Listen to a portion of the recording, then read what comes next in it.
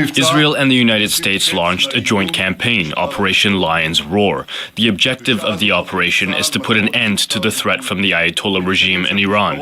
At this time, the IDF is attacking targets of the oppressive regime, facilities of the Revolutionary Guard, along with the United States military, targeting ballistic missile sites that threaten both Israel and U.S. forces. This operation will continue as long as necessary.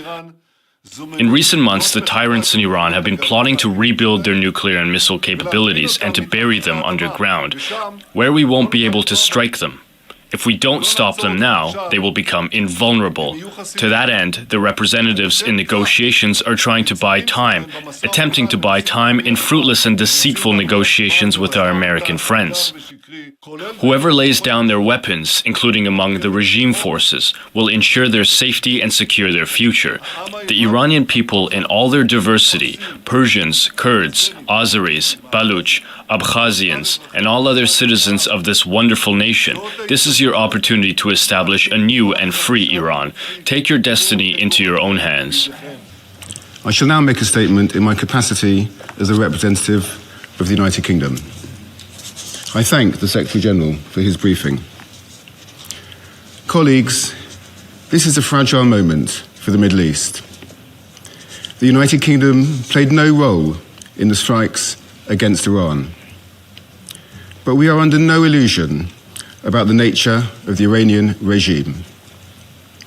The Iranian regime has murdered thousands of its own people simply for exercising their fundamental rights and freedoms. Iran has repeatedly ignored calls to find a durable and acceptable solution to the nuclear issue, while continuing to destabilize the region through its support to proxies and partners. We strongly condemn Iranian strikes across the region, including the attacks on a hotel in Dubai, the attack on Kuwait's civilian airport, and attacks on civilian targets in Bahrain. We extend our support and solidarity to all our partners, many of which are not parties to the conflict. Regional stability remains a priority. As my Prime Minister stated, UK forces are active and British planes are in the sky today as part of coordinated regional defensive operations to protect our people and regional partners, as the United Kingdom has done before and in line with international law. Reports of strikes on civilians and civilian infrastructure are deeply alarming. The protection of civilians and full respect for international law is critical. Iran must never be allowed to develop a nuclear weapon. That is why we, alongside our French and German partners, have continually supported efforts to reach a negotiated solution. We have always been clear that only a diplomatic solution can fully and sustainably address these threats. We want to see the swiftest possible resolution that ensures security and stability for the region. Iran must refrain from further strikes and its appalling behavior to allow a path back to diplomacy. We will continue to work with our partners to this end in support of peace and security and the protection of civilian life across the region. I resume my function as President of the Council. I now give the floor to the representative of the Islamic Republic of Iran.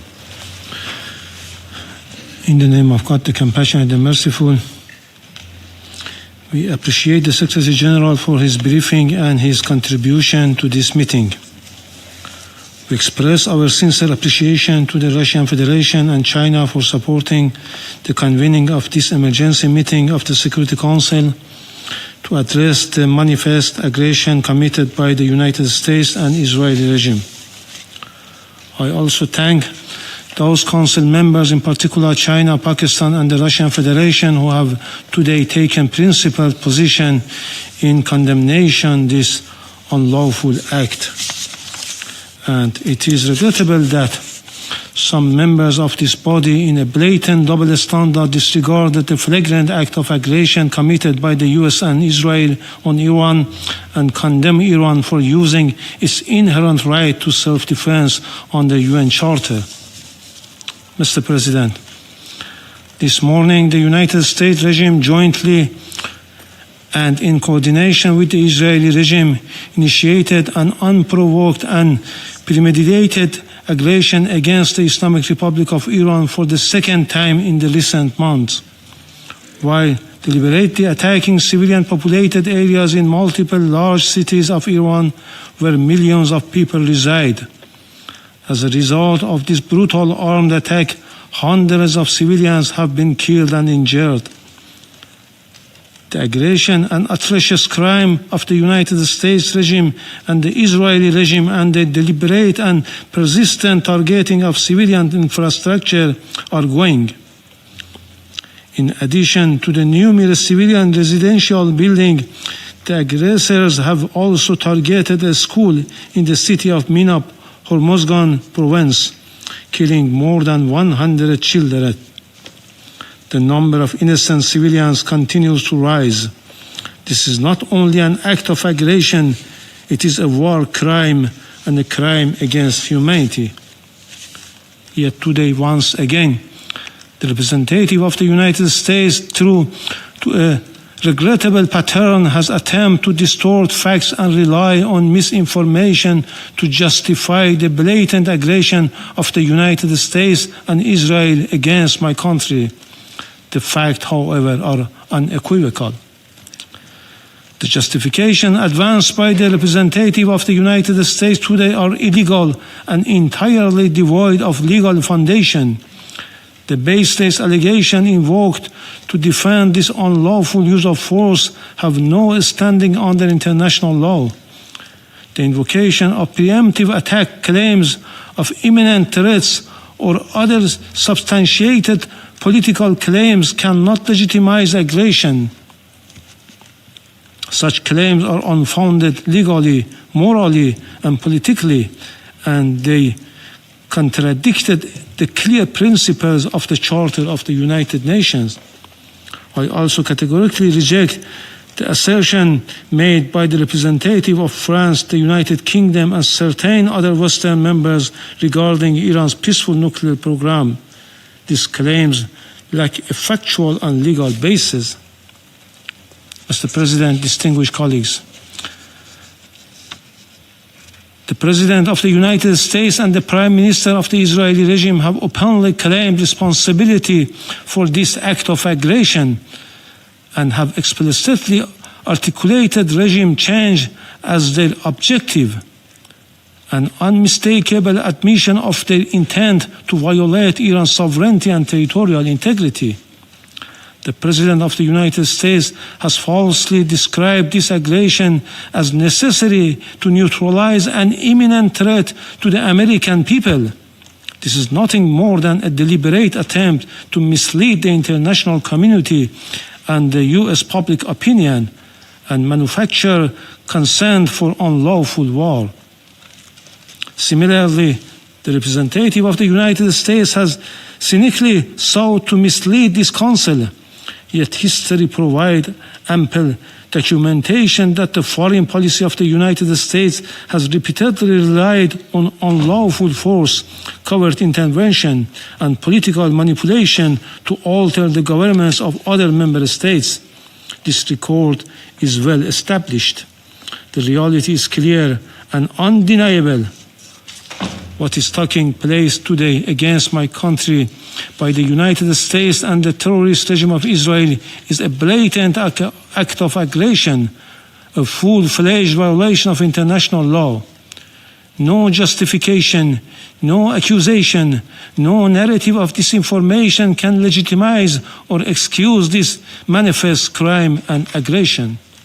Mr. President, we have communicated on several occasions with this Council and the Secretary General about warmongering statements and interfering actions in the internal affairs of Iran by the President of the US in a blatant violation of the UN Charter and international law and called for the Council action. Regrettably, all were unanswered. The issue before the Council is straightforward: whether any member state may, including a permanent member of this Council, through the use of force, coercion, or aggression, determine the political future of another state or impose control over its affairs. International law and the Charter are explicit on this matter. Article 2, paragraph 4 of the Charter categorically prohibits the threats of use of force against the territorial integrity or political independence of any state. Mr. President, against this backdrop, I would like to make the following points. 1. What is occurring against my country is a clear act of aggression. It is an open armed aggression against the Islamic Republic of Iran. The United States and Israel war today is not merely a war against Iran. It is a war against the Charter of the United Nations, a war against international law, and a war against the international legal order upon which the United Nations and the Security Council have been built for over 8 decades. As the Charter affirms, the United Nations was established to save succeeding generations from a scourge of war. The Charter, adopted in 1945, is founded upon this fundamental principle. Members shall refrain from threat or use of force in international relations. The sole exception is the inherent right of self-defense under Article 51, and only in the event of an armed attack. The military aggression carried out by the United States and Israel satisfies none of the criteria of lawful self-defense. Accordingly, the action of the United States and Israel constitute a manifest violation of Article 2, a peremptory norms and a fundamental principle of international law accepted by all member states. Neither the Charter nor international law recognize internal matters of states as justification for the use of force by other states. Were this otherwise, no international legal order could endure. The rule of law would be replaced by the rule of force. 2. In responding to aggression and large-scale war, the Islamic Republic of Iran is exercising its inherent and lawful right of self-defense under Article 51 of the Charter of the United Nations. The armed forces of the Islamic Republic of Iran are utilizing all the necessary defensive capabilities and means to confront this criminal aggression and deter the hostile acts. Consequently, all bases, facilities, and assets of the hostile forces in the region shall be regarded as legitimate military objective within the framework of Iran's lawful exercise of self-defense.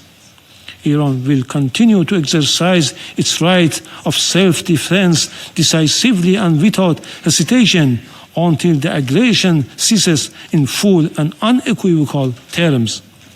3. Iran remains firmly committed to respecting the sovereignty and territorial integrity of its neighboring countries.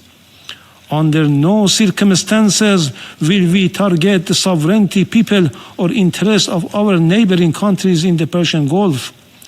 Our legitimate response have been directed solely and exclusively at the bases and assets of the hostile government of the United States that operate beyond the control of the host states. Priority has been given to the targets that diminish the aggressor capability and capacity to continue its malign actions. We had previously and formally conveyed this warning to the Secretary General and the Security Council. 4. Despite continuous U.S. hostile policy, we were sincerely and seriously pursuing the path of diplomacy and dialogue to reach a just, fair, and sustainable agreement. Yet, for the second time in the midst of the negotiation, the United States betrayed diplomacy and resorted to force and launched an attack against my country in blatant violation of Charter of the United Nations, presently interfering in Iran's internal affairs. They are even calling on the people to riot against their own government. The recent record of the United States toward Iran is equally clear. Since January 2025, the US administration reinstated the hostile approach, including the policy of so-called maximum pressure and economic strangulation through sweeping sanctions. The General Assembly has repeatedly voted by overwhelming majorities against such unilateral coercive measures. The objective of these illegal measures has been transparent, unconditional surrender. Despite repeated warning by Iran to the Secretary General and the Council regarding serious violation of the Charter by a permanent member, the Council has regrettably failed to discharge its primary responsibility, allowing the erosion of the rule of law in favor of the rule of force. 5. Just as the Israeli regime succeeded in dragging the United States into the quagmire of war with Iran, the United States in turn is deliberately seeking to expand the scope of the conflict by exploiting spaces in the Persian Gulf region. The hostile US government dream of swallowing Iran and forcing the Islamic Republic of Iran into submission will never be realized. This war, before being a contest of military equipment and advanced technologies, is a battle of wills, and in that battle the Islamic Republic of Iran will prevail. Furthermore, the Islamic Republic of Iran has repeatedly affirmed its commitment to diplomacy and negotiation. However, it will never submit to pressure, coercion, or force. Diplomacy has rules and principles. It cannot coexist with aggression. 6. The duty of Council members is to defend international law and specifically the Charter. They are not called upon to judge the political system of states, nor to determine whether military aggression or economic siege leads to freedom or domination. Expression of concerns and empty condemnation are not sufficient. The Council must act. Pursuant to Article 39 of the Charter, the Security Council must immediately determine the United States and Israeli regime have committed an act of aggression and demand the immediate cessation of its unlawful use of force, including any explicit or implicit threats against Iran, and require binding assurance of non-repetition. Affirm that the United States and Israeli regime bear full international responsibility for all materials and moral damage inflicted upon the infrastructure and facilities of the Islamic Republic of Iran and are obligated to provide full reparation. Let me conclude, Mr. President, with a simple and undeniable truth. Israel and the United States have attacked Iran. They have violated international law and the Charter of the United Nations. They must be held accountable. So long as this aggression continues, Iran will continue to exercise its inherent right of self-defense firmly, proportionately, and without hesitation until the aggression ends. The Security Council must act now and stop this act of aggression immediately. Silence is complicity in this crime. I thank you. I thank the representative of the Islamic Republic of Iran for the statement, and I give the floor to the representative of Israel. Mr. President, for 47 years, the Islamic regime in Iran has led crowds in chanting Marj Bar Israel, Marj Bar America. Mr. Iravani, do you want to translate these chants? Your leaders have been chanting it for years. in public events, in your parliament. מרג' בר ישראל, מרג' בר אמריקה. They mean death to Israel, death to America. Israeli and American flags were painted on roads so they could be trampled. Our flags were burned in public squares. This is not the anger of a radical fringe. It is state-sanctioned hatred. And while those March Bar chants echoed, uranium was enriched, centrifuges span, missiles were built, facilities were buried deep underground. It was never just empty rhetoric. It was preparation for action. But today, alongside our ally, the United States, we act to stop it. Israel stands before you today, having acted with the United States to confront and stop an existential threat before it became irreversible. The operation targets nuclear infrastructure, ballistic missile sites, the machinery of repression that fuels terror across our region. We did not act of impulse. We did not act of aggression. We acted out of necessity because the Iranian regime left no reasonable alternative. This joint effort will continue for as long as the threat remains. We thank President Trump and acknowledge the close cooperation between Israel and the US, which has brought the alliance between our countries to an all-time high in peace and in war. Let us be clear about what we are confronting. This regime has built nuclear weapons in blatant disregard of international law and UN resolutions. It has brutally murdered its own citizens and crushed dissent. It's happened now as we speak in cities in Iran. It has expanded missile arsenals and armed proxies across the region. It has openly declared its intention to erase Israel from the map. Now, as it faces consequences, it is launching missiles and drones across the region, endangering the UAE, where a Pakistani citizen, unfortunately, was killed. Jordan, Kuwait, Bahrain, Qatar, Iraq. As we speak, in the last hour, a rocket targeted the city of Tel Aviv. Civilians, they don't target military bases. Civilians struck a building in Tel Aviv. An innocent woman was killed and 21 people were injured. This is a regime that destabilizes wherever it reaches. It spreads violence outward while crushing freedom at home. It is not reacting. It is expanding. It is a machinery of radicalism that does not recognize borders. Mr. President, diplomacy was exhausted.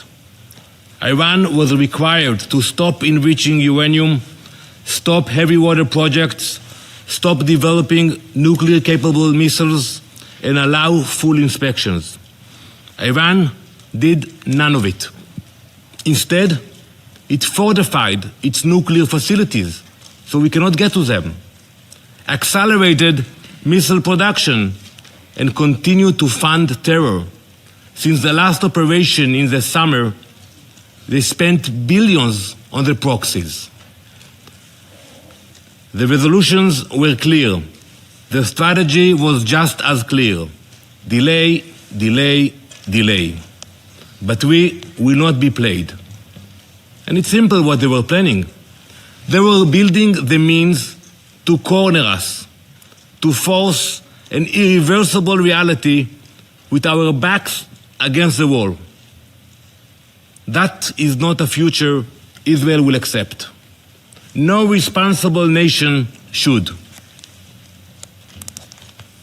This operation is guided by clear objectives: eliminate immediate threats, dismantle the nuclear program, destroy its ballistic missile production, neutralize naval threats, break the proxy network that destabilizes the region.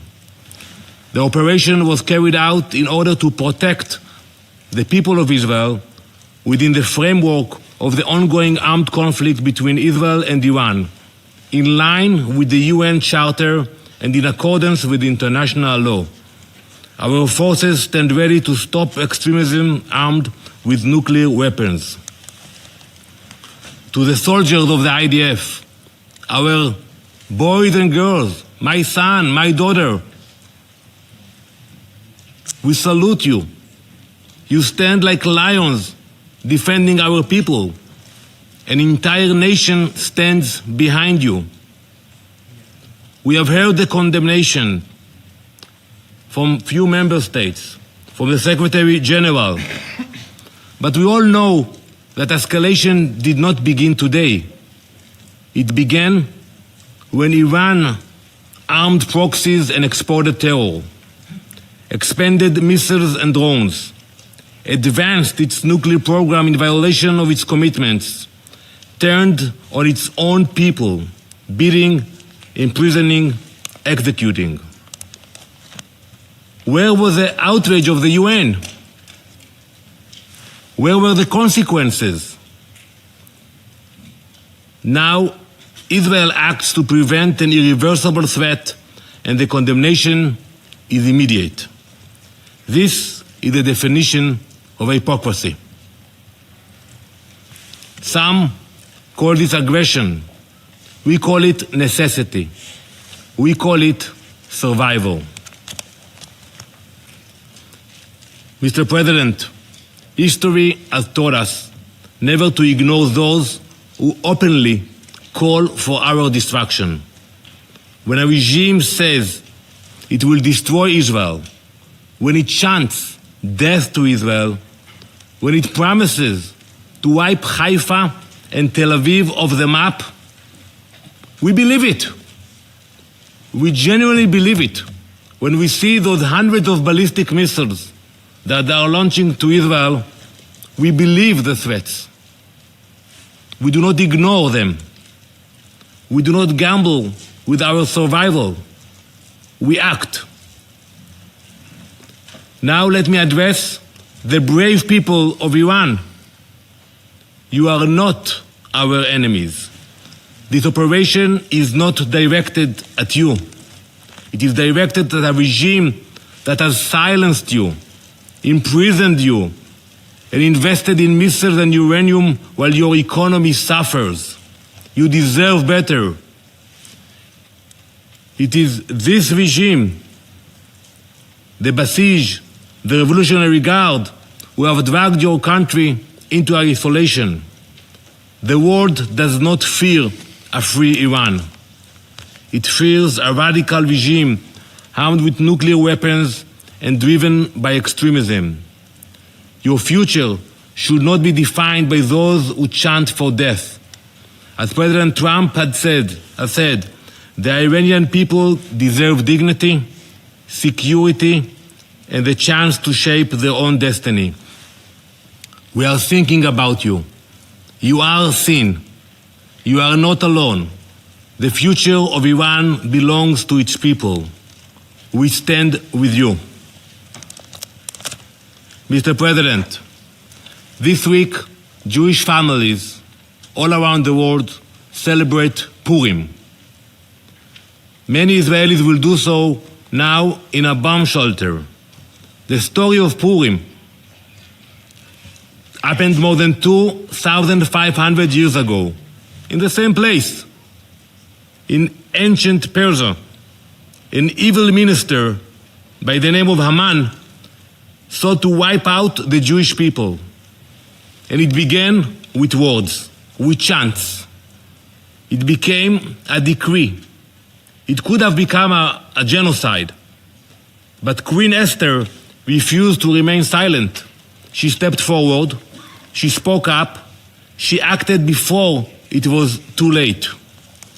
That is the lesson we learned. It is not only an ancient lesson, it is a modern one. Last week, I stood at the gates of Auschwitz with dozens of UN ambassadors. We stood in a place that shows what happens when radicalism and extremism grows and no one stops it in time. Before the Holocaust, some leaders, serious leaders, believed that they could calm aggression with concessions. They were completely wrong. Giving in did not stop evil. It strengthened it. Winston Churchill understood what Queen Esther understood long before him. When destruction is declared and weapons are being prepared and assembled, leaders must act. Not later, now. Today, President Trump and Prime Minister Netanyahu understand that same lesson. For decades, the Iranian regime has built missiles, enriched uranium, armed proxies, and spread terror far beyond its borders. This regime is not only Israel's enemy.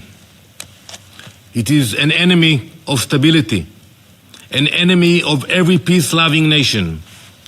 In this joint operation, Israel and the US are acting together, not because we see conflict, because we refuse to ignore declared destruction. We are stopping extremism before it becomes unstoppable. We will ensure that no radical regime armed with nuclear weapons and ballistic missiles can threaten our people or the entire world. Thank you, Mr. President. I thank the representative of Israel for the statement. I will now give the floor to His Excellency Mr. Majid A. Abdulaziz, Permanent Observer of the League of Arab States to the United Nations. Shukran. Thank you, Mr. President. I thank the Presidency for convening this emergency session today. I also extend my thanks to the Secretary General for his powerful and comprehensive briefing. The Security Council convenes today at a pivotal moment in the history of the United Nations, a moment that unfortunately represents a glaring failure of the multilateral international system, a failure the League of Arab States has long warned against. Regrettably, it is a moment in which the Arab-Israeli conflict has expanded into a full-scale regional war, through which Israel seeks, through this escalation, to evade ending its occupation of Palestinian territories, to prevent the establishment of an independent Palestinian state, and to obstruct Palestine's admission to the UN in implementation of the two-state solution and the core principles of international legitimacy. Israel has done so by expanding the scope of its brutal military aggression against the Palestinian people in Gaza and the West Bank, by intensifying its efforts to annex the West Bank, and through repeated military attacks on Syria, Lebanon, Yemen, and Iran, all in a misguided attempt that is categorically rejected both regionally and internationally to impose Israel's hegemony on the Middle East by using military means. Even if it is at the expense of the member states of the League of Arab States and at the expense of the suffering of their peoples under Israeli policies and attacks aimed at imposing the law of force instead of the force of law. At the Council's previous meeting on this item last week, the Foreign Minister of Israel, the occupying power, made extremist religious assertions, thus offering clear evidence of the arrogance of Israel, which seeks to impose its own extremist religious interpretation on the word, claiming that all Palestinian land, including the West Bank, which cannot be annexed under President Trump's plan, and under Security Council's Resolution 2803, all this Palestinian land has belonged to Israel for thousands of years. Such claims reflect an unmistakable contempt for the legal, historical, and foundational principles upon which international international legitimacy have been built in this Council and in this organization. Despite the announcement 2 days ago in Geneva that negotiations between the United States and Iran on the Iranian nuclear file has made some progress, Israel has blatantly disregarded all these developments in pursuit of narrow, self-serving interests. It has launched a wanton military attack at dawn today against the Islamic Republic of Iran, claiming that the attack was intended to prevent Iran from acquiring nuclear weapons. At the same time, Israel itself refuses to join the Nuclear Non-Proliferation Treaty. It refuses to subject its nuclear facilities to the IAEA's comprehensive safeguards regime, and refuses at the same time to attend the United Nations Conference on the establishment of a Middle East zone free of nuclear weapons and other WMDs. That conference, held for the 7th consecutive year at the United Nations last November, with the active participation of the Islamic Republic of Iran in all its sessions, and with the continued boycott of Israel and one permanent member of this council. This Israeli boycott of this important conference is clear, although the conference seeks to achieve the same goal, which is to eliminate the ambiguous nuclear capabilities, both Israeli and Iranian. And this Israeli stand reflects the fact that Israel wants to remain the only state acquiring ambiguous nuclear capabilities in the Middle East and capable of producing nuclear weapons, which is something that Middle East countries cannot accept. Mr. President, despite all the above, the clear escalation among all parties amounts to a cowardly and unjustified military assault by the Islamic Republic of Iran on several Arab states that are members of the League of Arab States. This escalation threatens to widen the scope of the military conflict and risks igniting a full-scale regional war. The General Secretariat of the League of Arab States have issued an official statement from which I quote: "The General Secretariat of the League of Arab States strongly condemns the Iranian attacks on the State of Qatar, the Kingdom of Bahrain, the State of Kuwait, the United Arab Emirates, and the Hashemite Kingdom of Jordan." And I add the Kingdom of Saudi Arabia, Syria, and Lebanon.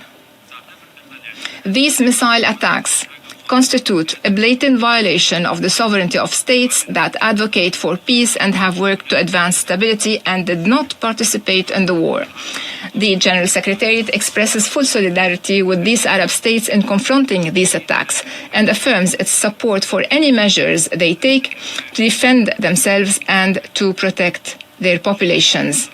The Secretariat stresses that Arab states have taken clear positions regarding the Iranian crisis by rejecting military action against Tehran. Several Arab states exerted tremendous efforts to further mediation and to prevent the escalation we are witnessing today. The General Secretariat is deeply concerned by the grave dangers posed by the current situation in the region. It calls upon all influential parties in the international community to act immediately to de-escalate as quickly as possible, to prevent the expansion of regional instability and violence, and return immediately to dialogue. End of quote. In conclusion, Mr. President, the League of Arab States joins the Secretary General of the United Nations in urging all states to respect their obligations under international law, including the UN Charter, which clearly prohibits the threat or use of force against the territorial integrity or political independence of any state, and prohibits any use of force inconsistent with the purposes and principles of the United Nations, especially when it involves attacking nuclear facilities, which could have catastrophic consequences for entire populations. The League also joins the United Nations in calling for an immediate cessation of hostilities and de-escalation to prevent a wider regional conflict that would have dire repercussions for regional stability in the Middle East.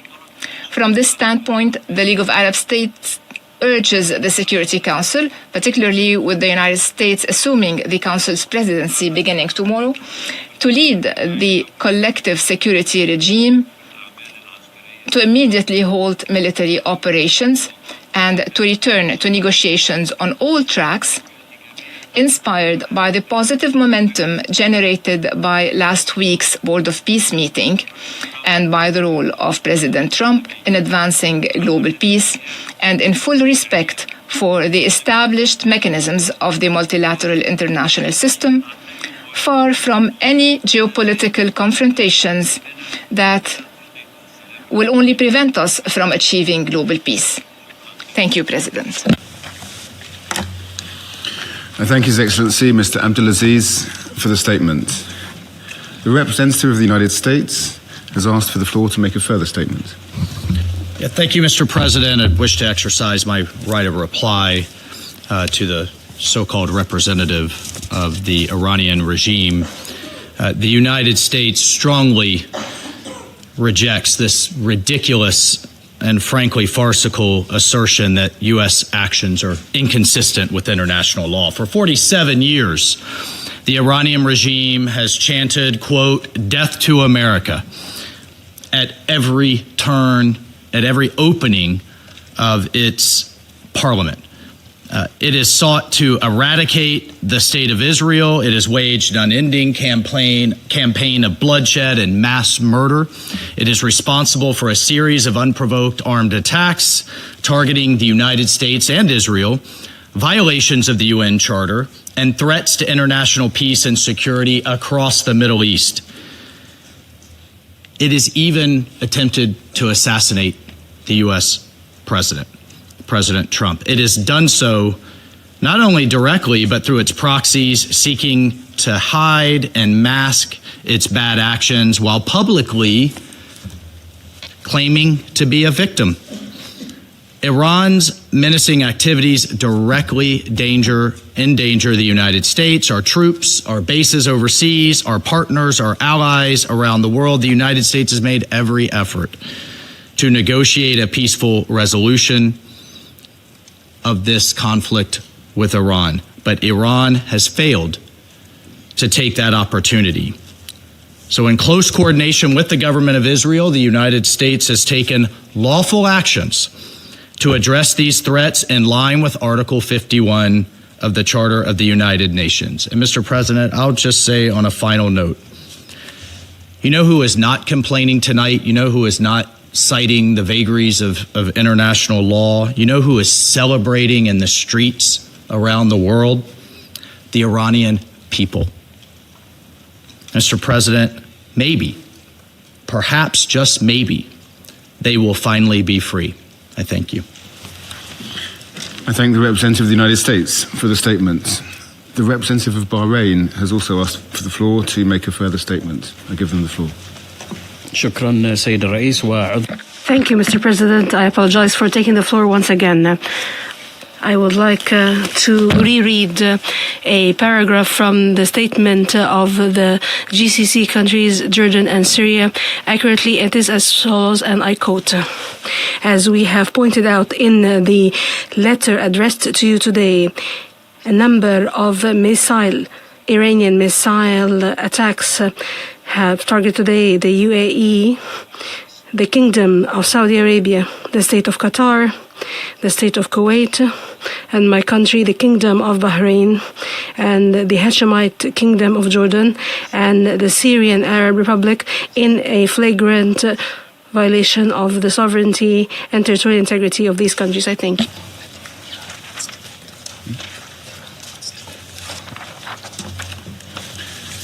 I thank the representative of Bahrain for the statement. The representative of Iran has asked for the floor to make a further statement. Thank you. I have one word only. I advise to the representative of the United States to be polite. It will be better for yourself and the country you represent. Thank you. The representative of the United States has asked for the floor to make a further statement. Frankly, I'm not going to dignify this with another response, especially as this representative sits here in this body representing a regime that has killed tens of thousands of its own people and imprisoned many more simply for wanting freedom from your tyranny. Thank you, Mr. President. Okay. There are no more names inscribed on the list of speakers. Before adjourning the meeting, as this is really the last meeting of our presidency in the month of February, I would just like to express my thanks on behalf of the delegation of the United Kingdom to members of the Council, the Secretary General, and members of the Secretariat for all their support this month. The meeting is adjourned.